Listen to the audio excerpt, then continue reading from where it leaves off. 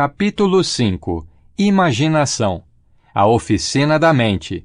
O quinto passo em direção à riqueza. A imaginação é, literalmente, a oficina na qual são elaborados os planos criados pelo ser humano. O impulso e o desejo tomam feitio, forma a ação por intermédio da faculdade imaginativa da mente. Diz-se que o ser humano é capaz de criar tudo o que possa imaginar. De todas as eras da civilização, esta é a mais favorável ao desenvolvimento da imaginação, por ser um tempo de rápidas mudanças. A todo momento, nossa imaginação é estimulada. Nesses últimos 50 anos, utilizando suas faculdades imaginativas, o homem aprendeu a conhecer e aproveitar as forças da natureza como jamais havia feito em toda a história da humanidade. Ao conquistar o ar, superou os próprios pássaros. Fez do espaço um meio de comunicação instantânea com qualquer parte do mundo. Estudou e pesou o Sol à distância e identificou, com a ajuda da imaginação, os elementos que o compõem. Descobriu no próprio cérebro uma estação transmissora e receptora das vibrações do pensamento e começava a aprender como aproveitar na prática essa descoberta. Agora, com meios de transporte cada vez mais velozes, é possível tomar café em Nova York e almoçar em São Francisco. Dentro dos limites do bom senso, a única limitação do ser humano está no desenvolvimento e no uso de sua imaginação. Ele ainda não alcançou o auge do aproveitamento de sua faculdade imaginativa. Simplesmente descobriu que tem imaginação e começa a utilizá-la de forma muito elementar. Duas formas de imaginação. A faculdade imaginativa funciona de duas maneiras. Uma é conhecida como, abre aspas, imaginação sintética, fecha aspas, e a outra como, abre aspas, imaginação criativa, fecha aspas. Imaginação sintética. Por meio dessa faculdade, pode-se dispor em novas combinações antigos conceitos, ideias ou planos. Essa faculdade não cria, apenas trabalha sobre o material acumulado pela experiência, educação e observação. É a faculdade mais usada pelo inventor, com exceção do gênio que, quando não pode resolver seu problema por meio da imaginação sintética, recorre à imaginação criativa. Imaginação criativa. Pela faculdade da imaginação criativa, a mente finita do ser humano estabelece comunicação direta com a inteligência infinita. É a faculdade pela qual são recebidos os pressentimentos e as inspirações. É por meio dessa faculdade que ideias novas ou fundamentais são legadas ao homem. É também por meio da imaginação criativa que recebemos as vibrações das mentes de outras pessoas. É ela que permite a uma pessoa se comunicar ou estar em sintonia com o subconsciente de outra. Essa imaginação trabalha automaticamente, da forma descrita nas próximas páginas. A faculdade criativa funciona somente quando a mente consciente está vibrando a uma frequência extremamente rápida, como quando estimulada pela emoção de um forte desejo. Essa faculdade criativa torna-se mais alerta, mais receptiva às vibrações das fontes mencionadas, à medida que vai se desenvolvendo pelo uso. Essa afirmação é importante. Pense bem sobre ela antes de prosseguir. Ao seguir esses princípios, não se esqueça de que a história de como converter desejo em dinheiro não cabe em uma só sentença. A história só está completa quando todos os princípios forem dominados, assimilados e postos em prática. Os grandes líderes de comércio, indústria e finanças, bem como os grandes artistas, músicos, poetas e escritores, devem seu sucesso à utilização da imaginação criativa. Ambas as faculdades da imaginação, a sintética e a criativa, tornam-se mais aguçadas com o exercício, exatamente como qualquer músculo ou órgão do corpo também se desenvolve pelo uso. O desejo é apenas um pensamento, um impulso. É impreciso e efêmero, abstrato e sem valor, até transformar-se em sua contrapartida física. Embora a imaginação sintética seja mais solicitada durante a transformação do impulso do desejo em dinheiro, saiba que podem surgir circunstâncias e situações que exijam também o emprego da imaginação criativa. A sua faculdade imaginativa pode estar enfraquecida por falta de uso. Basta usá-la e logo terá recuperado a agilidade. A imaginação nunca morre, ainda que fique inativa por muito tempo. Por enquanto, concentre a atenção no desenvolvimento da sua imaginação sintética, pois ela será a mais solicitada durante o processo de conversão de desejo em dinheiro. A transformação do impulso intangível do desejo na realidade tangível do dinheiro requer um planejamento, que deve ser elaborado com a ajuda da imaginação, principalmente em seu aspecto sintético. Depois de ler o livro todo, volte a este capítulo e comece imediatamente a usar a imaginação para desenvolver um plano que leve à transformação do seu desejo em dinheiro. Em quase todos os capítulos, há instruções detalhadas para a elaboração de planos. Escolha as que melhor se aplicam às suas necessidades e registre o seu plano por escrito. Feito isso, você terá dado uma forma definida e concreta ao seu desejo intangível. Leia a frase anterior mais uma vez, em voz alta e bem devagar, lembrando que, ao dar forma escrita à declaração do seu desejo e ao plano para sua realização, você na realidade deu o primeiro de uma série de passos que lhe permitirão converter um pensamento em sua contrapartida material. A Terra na qual vivemos, os seres humanos e tudo o que existe são resultado de uma mudança evolutiva, através da qual porções microscópicas de matéria foram organizadas e arrumadas de forma ordenada.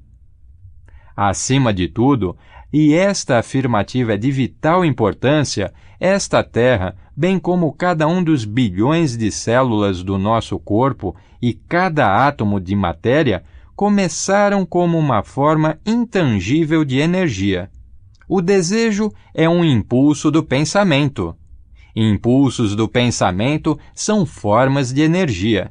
Quando você começa, por impulso do pensamento, a desejar ganhar dinheiro, está colocando a seu serviço a mesma, entre aspas, matéria que a natureza usou ao criar a Terra e todas as formas materiais do universo, inclusive o corpo e o cérebro, nos quais os impulsos do pensamento atuam. Até onde a ciência foi capaz de determinar, o universo inteiro consiste de apenas dois elementos, matéria e energia. Pela combinação de energia com matéria, foi criado tudo o que é perceptível ao ser humano, desde a maior estrela que brilha nos céus até o próprio homem. Neste momento, o seu propósito é utilizar com proveito o método adotado pela natureza. Você tenta, sincera e seriamente, espero, adaptar-se às leis da natureza, esforçando-se para converter desejo em seu equivalente material ou financeiro. Você pode, outros já conseguiram. É possível construir uma fortuna com base em leis imutáveis. Antes, porém, é preciso familiarizar-se com essas leis e aprender a usá-las. Com a repetição, por todos os ângulos possíveis, do teor dessas leis e a descrição de seus princípios, o autor espera revelar o segredo por meio do qual grandes fortunas foram conquistadas. Por mais estranho e paradoxal que isso possa parecer, o, entre aspas, segredo não é um segredo. A própria natureza o anuncia na Terra, nas estrelas, nos planetas que vemos, nos elementos acima e em torno de nós, em cada folha de grama e em cada forma de vida conhecida. A natureza anuncia esse, entre aspas, segredo por meio da biologia, quando transforma uma célula tão minúscula que pode perder-se na ponta de um alfinete no ser humano que, neste instante, lê estas palavras. Certamente, a conversão do desejo em seu equivalente material não é um milagre maior. Não desanime caso não compreenda plenamente tudo o que está sendo dito. A menos que venha se dedicando há longo tempo ao estudo da mente, não esperamos que assimile logo na primeira leitura o conteúdo deste capítulo. Com o tempo, você fará progressos.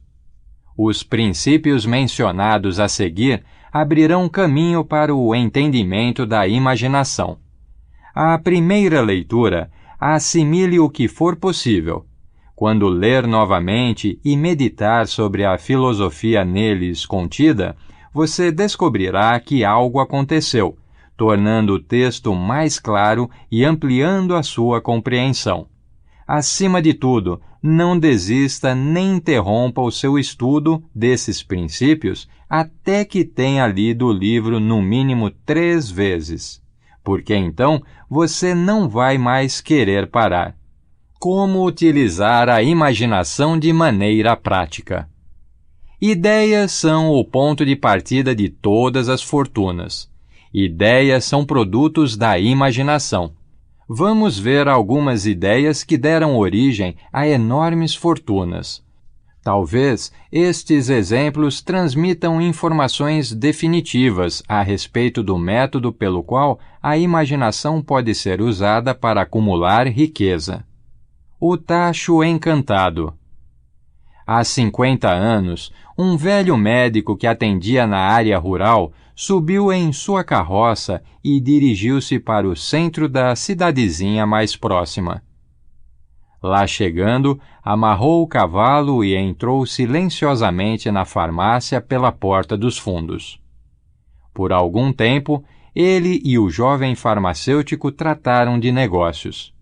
Aquela negociação estava destinada a render fortunas a muita gente e a proporcionar um grande benefício ao sul dos Estados Unidos. Por mais de 1 hora, o velho médico e o jovem farmacêutico conversaram em voz baixa atrás do balcão. Então, o médico saiu, foi até a carroça, pegou um tacho grande e antigo e uma enorme colher de pau, para mexer o conteúdo do tacho, e os deixou nos fundos da loja. O farmacêutico examinou a vasilha e, em seguida, enfiou a mão no bolso interno do paletó, tirando um maço de notas que entregou ao médico. O maço continha exatamente $500, todas as suas economias. O médico pegou uma folha de papel na qual havia uma fórmula secreta. As palavras naquele papelzinho valiam uma fortuna, mas não para o médico. Aquelas palavras mágicas fariam o tacho ferver, mas nenhum dos dois envolvidos imaginava as fabulosas fortunas que sairiam dele. O velho médico ficou contente em vender o equipamento por $500. O dinheiro pagaria suas dívidas e lhe daria paz de espírito. O farmacêutico corria um grande risco apostando todas as suas economias num simples pedacinho de papel e num tacho velho. Ele jamais poderia sonhar que seu investimento faria transbordar ouro de um tacho, superando o milagre da lâmpada de Aladim. O que o farmacêutico realmente comprou foi uma ideia. O velho tacho, a colher de pau e a mensagem secreta anotada na folha de papel eram elementos secundários. O estranho sucesso daquele tacho começou a acontecer depois que seu novo dono misturou às instruções secretas um ingrediente que o médico desconhecia. Leia esta história atentamente e teste a sua imaginação. Veja se descobre o que o rapaz adicionou à mensagem secreta, fazendo que o ouro transbordasse do tacho. Lembre-se de que não se trata de uma história das 1001 noites. Você tem aqui um relato de fatos, talvez mais estranhos do que a ficção, mas que começaram sob a forma de uma ideia. Vamos ver as grandes fortunas que essa ideia produziu. Ela rende até hoje enormes fortunas àqueles que distribuem a milhões de pessoas pelo mundo afora o conteúdo do tacho. O velho tacho é hoje um dos maiores consumidores de açúcar do mundo, oferecendo por isso colocação permanente a milhares de empregados no cultivo de cana, no refino e na venda do açúcar. O velho tacho consome anualmente milhões de garrafas, garantindo emprego para um grande número de trabalhadores da indústria do vidro. O velho tacho emprega um exército de funcionários de escritórios e de agências de publicidade e trouxe fama e fortuna a um sem número de artistas que criaram peças magníficas para promover o produto. O velho tacho converteu uma pequena cidade na capital dos negócios do sul dos Estados Unidos, beneficiando direta ou indiretamente todos os empreendimentos e todos os moradores. A ideia beneficia todos os países civilizados do mundo, derramando um contínuo fluxo de ouro sobre todos os que entram em contato com ela. O ouro do velho tacho construiu e mantém um dos mais conceituados colégios do sul dos Estados Unidos, onde milhares de jovens recebem o treinamento essencial para o sucesso. O velho tacho tem histórias maravilhosas para contar. Durante a depressão econômica, quando fábricas, bancos e casas comerciais fechavam aos milhares, o dono do tacho encantado resistiu, garantindo emprego a um exército de pessoas em todo o mundo e distribuindo porções extras de ouro àqueles que havia muito tempo acreditavam na ideia. Se o produto daquele velho tacho de cobre pudesse falar, contaria emocionantes histórias em todas as línguas. Histórias de amor, de negócios, de profissionais diariamente estimulados por ele. O autor está seguro de, pelo menos, uma dessas histórias, porque fez parte dela, e tudo começou não muito longe do exato ponto em que o farmacêutico comprara o velho tacho. Foi lá que o autor conheceu sua mulher, e foi ela que lhe contou a história do tacho encantado.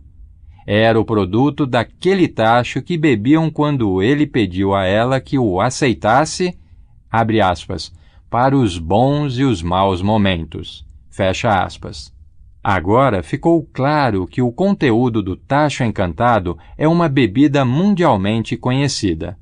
Assim, é justo que o autor confesse ter encontrado naquela cidade não apenas uma esposa, mas a própria bebida que lhe proporcionou, sem interferências, um estímulo ao pensamento, favorecendo o repouso da mente, tão necessário para que um escritor faça melhor seu trabalho. A partir de hoje, seja você quem for, onde quer que viva e qualquer que seja a sua ocupação, quando vir as palavras, entre aspas, Coca-Cola, lembre-se de que esse vasto império de riqueza e influência nasceu de uma ideia e de que o misterioso ingrediente misturado pelo farmacêutico, Asa Candler, a fórmula secreta foi imaginação. Pare e pense nisso por um momento. Lembre-se também de que os 13 passos para a riqueza descritos neste livro foram os meios pelos quais a influência da Coca-Cola estendeu-se a cada metrópole, cidade, vilarejo, a todos os cantos do mundo, e que qualquer ideia que você possa criar, tão válida e útil quanto a da Coca-Cola, tem a possibilidade de repetir o sucesso estupendo dessa maneira universalmente conhecida, de matar a sede. É verdade, ideias são forças, e seu raio de ação é o próprio mundo. O que eu faria se tivesse $1 milhão? Esta história comprova a verdade encerrada neste velho ditado. Abre aspas. Onde existe vontade, existe um caminho. Fecha aspas. Ela me foi contada pelo conceituado educador e religioso, o falecido Frank W. Gonzalez, que começou sua carreira de pregador na área rural ao sul de Chicago. Enquanto cursava a faculdade, Gonzalez observou muitas falhas no sistema educacional. Falhas essas que acreditava poder corrigir se ocupasse algum cargo de direção. Seu maior desejo era dirigir uma instituição educacional na qual os jovens alunos pudessem, abre aspas, aprender fazendo, fecha aspas. Decidiu-se então a organizar um novo colégio, onde pudesse pôr em prática suas ideias, livre dos métodos ortodoxos de educação. Para tanto, precisava de $1 milhão.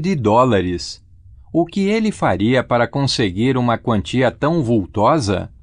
Essa pergunta absorvia a maior parte dos pensamentos do jovem e ousado religioso.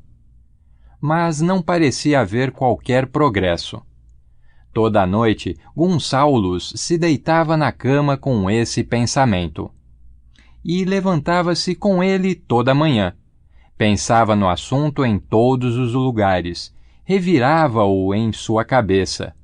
Uma verdadeira ideia fixa. $1 milhão é um bocado de dinheiro. Ele admitia o fato, mas também reconhecia como verdade que a única limitação seria aquela imposta por sua mente.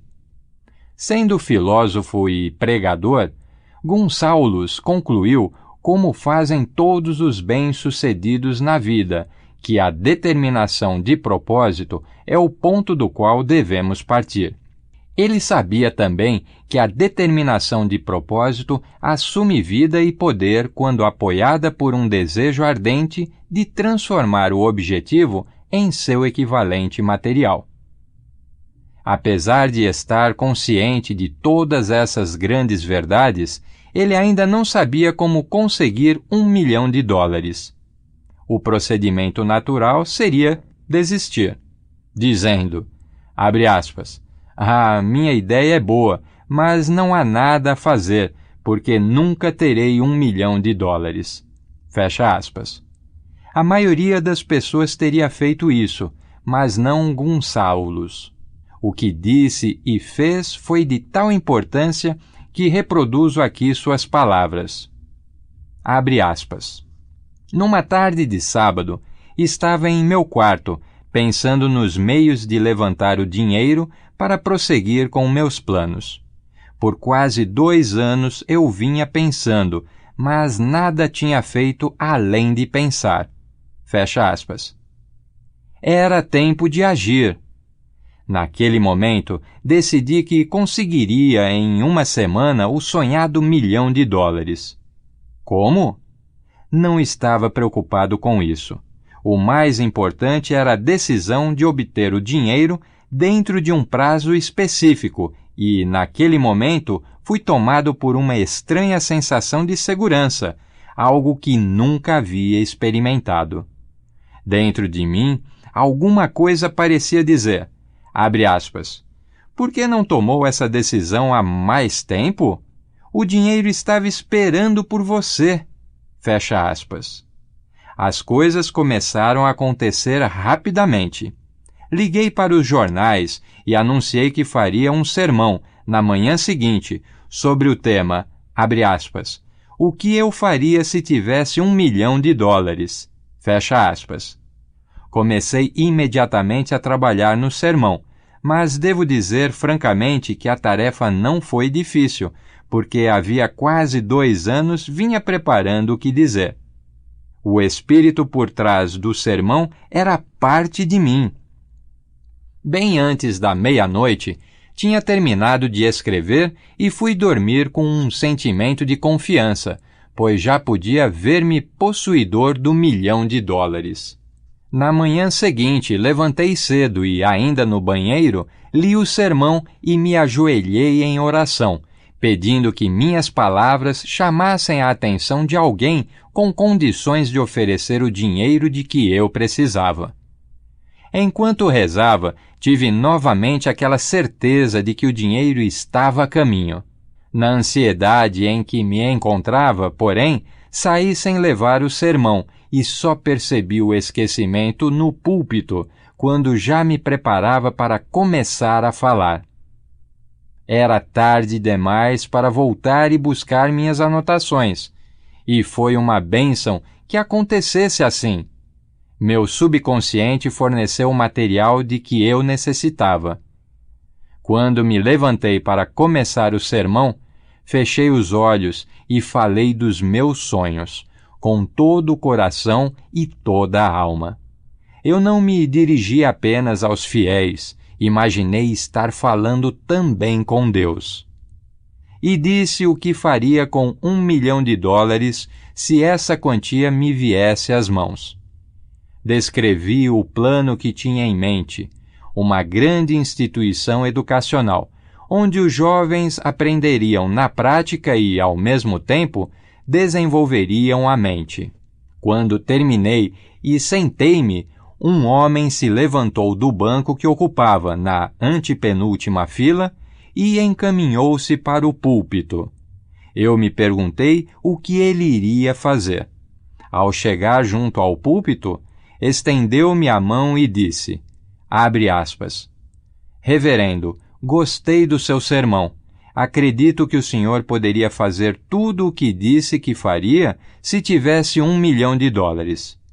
Para provar que creio no Senhor e no seu sermão, se vier ao meu escritório amanhã pela manhã, eu lhe darei $1 milhão. Meu nome é Philip D. Armour. Fecha aspas. O jovem Gonçalves foi ao escritório do Sr. Armour, que lhe passou às mãos o $1 milhão. Com esse dinheiro, ele fundou o Armour Institute of Technology. Era uma quantia que a maioria dos religiosos passa a vida inteira sem jamais ver.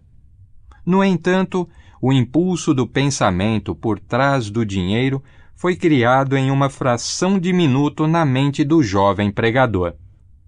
O $1 milhão necessário surgiu como resultado de uma ideia. Por trás dela havia um desejo que o jovem Gonçalves vinha acalentando havia quase 2 anos. Observe este fato importante. Ele conseguiu o dinheiro no prazo de 36 horas após ter tomado, em sua mente, a decisão definitiva e ter elaborado um plano. Não havia nada de novo ou diferente no pensamento vago e na frágil esperança do jovem Gonçalves em conseguir $1 milhão. Outros antes dele, e muitos desde então, tiveram pensamentos parecidos. Mas houve algo de muito especial e diferente naquele sábado memorável, quando tomou a decisão, afastou a incerteza e disse determinado, abre aspas, eu terei esse dinheiro dentro de 1 semana. Fecha aspas. Parece que Deus se coloca ao lado do homem que sabe exatamente o que quer se ele está determinado a conseguir exatamente aquilo.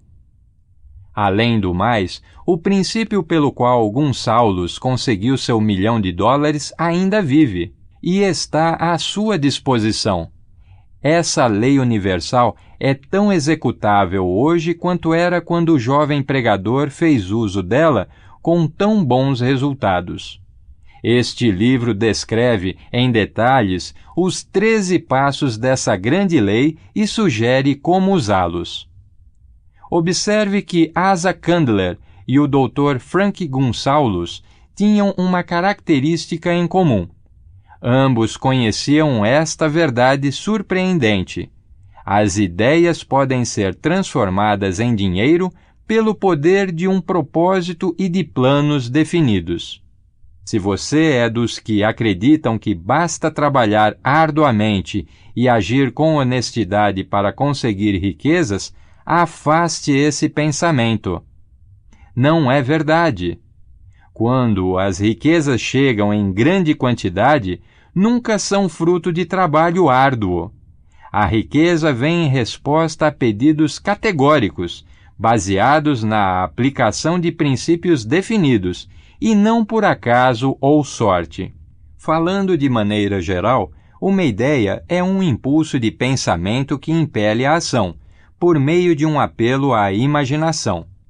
Todos os bons vendedores sabem que, quando a mercadoria não vende, é possível vender ideias. Os vendedores comuns não conhecem esse fato e, por isso, são comuns. Um editor que vendia livros a preços baixos fez uma descoberta que vale muito para quem é do ramo. Ele percebeu que muitas pessoas compram livros pelo título e não pelo conteúdo. Bastou simplesmente mudar o nome de um livro que não estava indo muito bem e as vendas ultrapassaram 1 milhão de exemplares. O conteúdo do livro não foi alterado de forma alguma. Ele apenas trocou a capa com o título que não vendia e colocou uma nova, com outro título de maior apelo popular. Por mais simples que isso possa parecer, foi uma ideia, foi imaginação. Não existe um preço padrão para ideias. Quem faz o preço é o criador da ideia e, se for esperto, consegue receber o que pediu. A indústria cinematográfica fez um grande número de milionários. A maioria deles é formada por pessoas que não criam, mas têm imaginação para reconhecer uma boa ideia quando a encontram. O meio radiofônico é outro celeiro de milionários, já que falta lá gente imaginativa. Vai ganhar dinheiro quem descobrir ou criar novos e mais úteis programas de rádio, que possibilitem um melhor aproveitamento por parte dos ouvintes. O patrocinador, essa pobre vítima que paga atualmente pelo, entre aspas, entretenimento, em breve tomará consciência das ideias, pedindo algo em troca do dinheiro investido. Aquele que conseguir atrair o patrocinador e oferecer programas de utilidade pública vai enriquecer no setor. Cantores e apresentadores que hoje poluem o ar com piadinhas e risinhos tolos cederão lugar a verdadeiros artistas que interpretarão programas cuidadosamente planejados para divertir e servir a mente dos ouvintes. Eis aí um campo de ótimas oportunidades, pedindo socorro e protestando pela maneira como vem sendo mal trabalhado por falta de imaginação. Acima de tudo, o rádio precisa de novas ideias. Se esse novo campo de oportunidades interessa a você, talvez possa beneficiar-se da seguinte sugestão. Os programas de rádio mais bem-sucedidos serão aqueles voltados para a formação de audiências, entre aspas, compradoras, e não de audiências, entre aspas, ouvintes.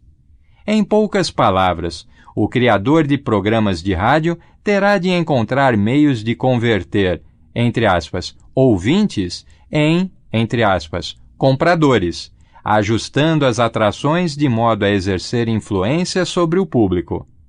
Os patrocinadores estão ficando cansados de comprar conversas superficiais, baseadas em declarações inconsistentes. Eles querem e logo estarão exigindo provas de que os programas humorísticos fazem milhões de pessoas rirem com gosto, mas os comediantes também podem vender mercadorias.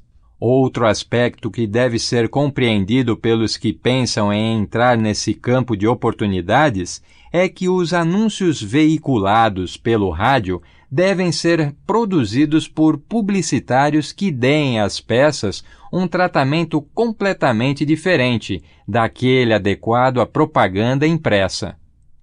Os antigos locutores aprendem a ver ideias. Com as novas ideias de publicidade aplicadas ao meio radiofônico, o profissional precisa interpretar um texto escrito em termos de som. O autor precisou de 1 ano de trabalho e muitos milhares de dólares para aprender isso. O rádio, no momento, está mais ou menos onde estava o cinema quando Mary Pickford e seus cachinhos apareceram na tela pela primeira vez. Há muito espaço no rádio para quem sabe produzir ou reconhecer ideias. Se esses comentários sobre as possibilidades do rádio não lhe despertaram ideias, é melhor esquecer. A sua oportunidade reside em outro campo. Se os comentários mexeram com você, ainda que de leve, então vá em frente, pois poderá achar a ideia de que precisa para desenvolver uma carreira. Se você não tem experiência em rádio, não desanime. Andrew Carnegie sabia muito pouco sobre siderurgia. Ele mesmo me disse isso, mas empregou 2 dos princípios descritos neste livro, e o negócio do aço rendeu-lhe uma fortuna. A história de praticamente todas as grandes fortunas começa no dia em que o criador e o vendedor de ideias se juntam e trabalham em harmonia. Carnegie se cercou de gente capaz de tudo o que ele não podia fazer. Indivíduos que criaram ideias e as colocaram em prática, gerando uma riqueza fabulosa para Carnegie e para eles mesmos. Milhões de pessoas atravessam a vida esperando por, entre aspas, oportunidades favoráveis.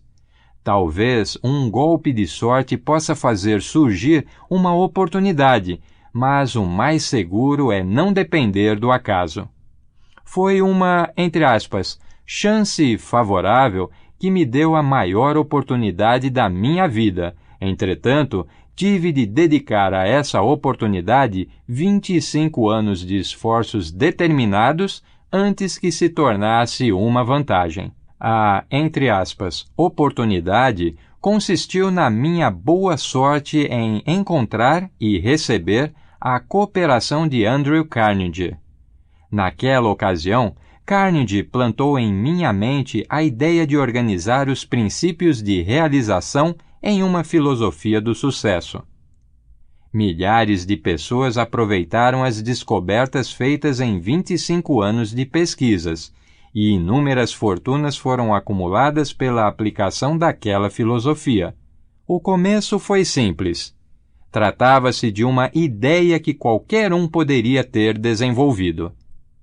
A oportunidade favorável chegou por intermédio de Carnegie, mas o que dizer da determinação, da definição de propósitos, do desejo de alcançar o objetivo e do esforço contínuo durante 25 anos? Não foi um desejo comum que sobreviveu ao desapontamento, ao desencorajamento, à derrota temporária, à crítica e ao receio de estar perdendo tempo. Foi um desejo ardente, uma ideia fixa. Quando Carnegie implantou a ideia na minha mente, ele a induziu, alimentou e cuidou para que permanecesse viva. Gradualmente, ela se tornou um gigante poderoso a me induzir, alimentar e guiar. Ideias são assim. Primeiro você lhes dá vida, ação e rumo. Depois, elas tomam o poder e afastam toda a oposição. Ideias são forças intangíveis, mas têm mais poder que o cérebro físico que as fez nascer. Elas continuam a existir mesmo depois do desaparecimento do cérebro que as criou. Veja o exemplo da cristandade. Tudo começou com uma simples ideia nascida do cérebro de Cristo. Sua doutrina mestra era, abre aspas, faça ao próximo o que deseja que lhe façam, fecha aspas. Cristo voltou ao lugar de onde veio, mas sua ideia permanece. Algum dia ela poderá crescer, adquirir vida própria e então terá realizado um mais profundo desejo de Cristo. A ideia vem se desenvolvendo há apenas 2000 anos. Vamos dar-lhe tempo.